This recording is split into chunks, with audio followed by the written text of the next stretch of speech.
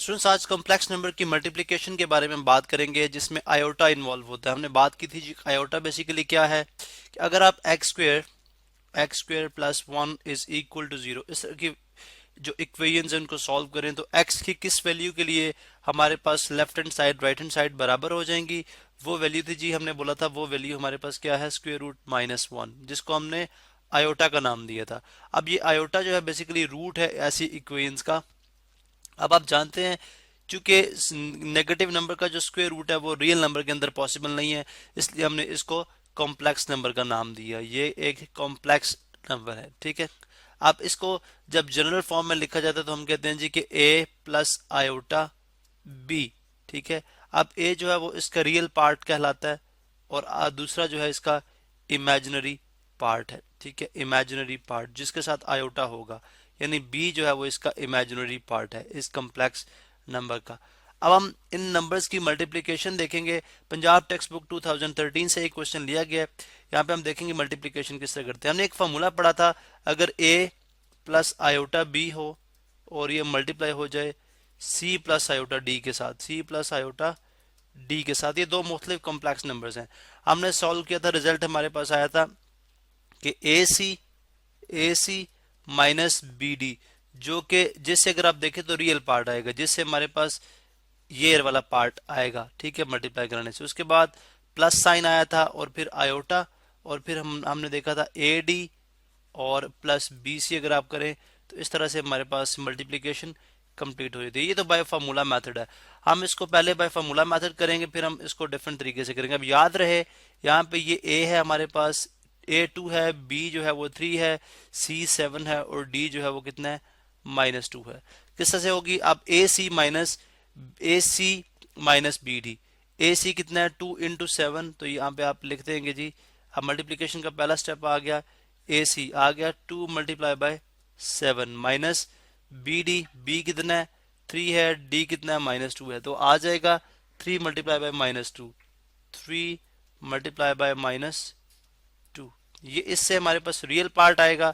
उसके बाद plus sign iota, ठीक है, जो कि इमेजिनरी पार्ट अब हमारे पास आएगा, वो किस तरह आएगा, ए डी, ए को डी से, यानी यहाँ पे पहले स्टेप में देखें हमने किया ए सी और उसके बाद b d with negative sign.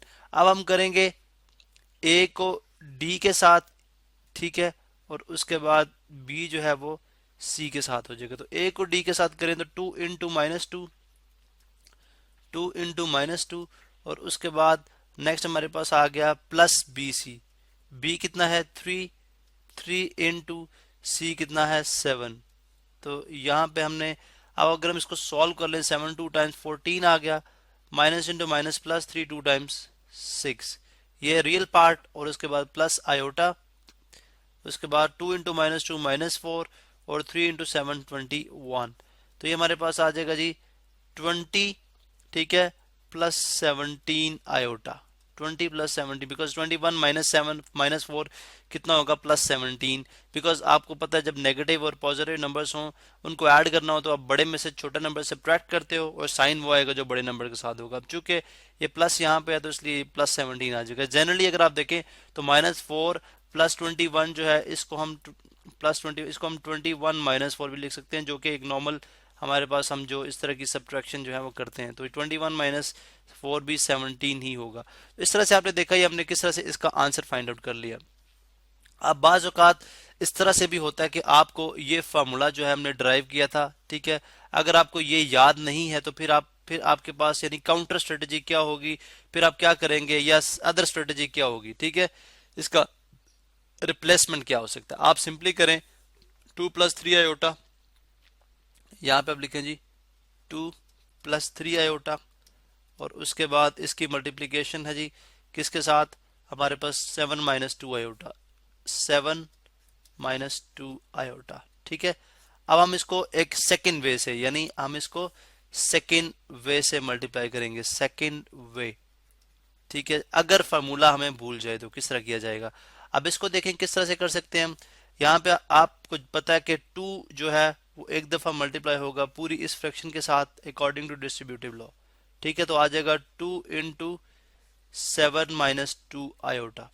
उसी तरह से फिर +3, अब जो +3 आयोटा है ये भी एक दफ़ा मल्टीप्लाई होगा इस पूरी फ्रैक्शन से, +3 आयोटा इंटू 7 माइनस 2 आयोटा।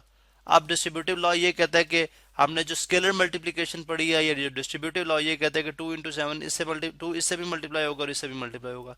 तो आ जाएगा 2 इंटू 7 14, मैं डायरेक्ट लिख रहा हूँ, -2 इंटू 2 4 आयोटा। ठीक है, इस तरह यहाँ पे अगर आप देखें तो 7 3 टाइम्स 21 आयोटा प्लस 21 आयोटा, और उसके बाद +3 इंटू -2, यह आ जाएगा -6 आयोटा स्क्वेयर। ठीक है, अब आप ये भी जानते हैं कि आयोटा, अगर आयोटा स्क्वेयर रूट -1 जो है, यानी आयोटा अगर स्क्वेयर रूट -1 के इक्वल है तो आयोटा स्क्वेयर किसके इक्वल हो जाएगा? आप दोनों साइड पे स्क्वेयर ले लें तो यहाँ पे स्क्वेयर स्क्वेयर रूट से कैंसिल आउट हो जाएगा। आयोटा स्क्वेयर हमारे पास किसके इक्वल आ जाएगा? -1 के। इसको भी हम ब्रैकेट में क्लोज कर देते हैं, सॉरी बॉक्स में। हमारा रफ वर्क था, यहाँ पे हम -1 इंसर्ट कर देंगे तो आ जाएगा 14। यहाँ पे देखें ये दोनों आयोटा में है तो 21 माइनस 4 ये आ जाएगा +17 आयोटा, +17 आयोटा। अगर इन दोनों को सॉल्व किया जाए, ये हमने ऊपर भी देखा है 21 माइनस 4 किस तरह से हुआ। और -6 आयोटा स्क्वायर की जगह आ जाएगा -1।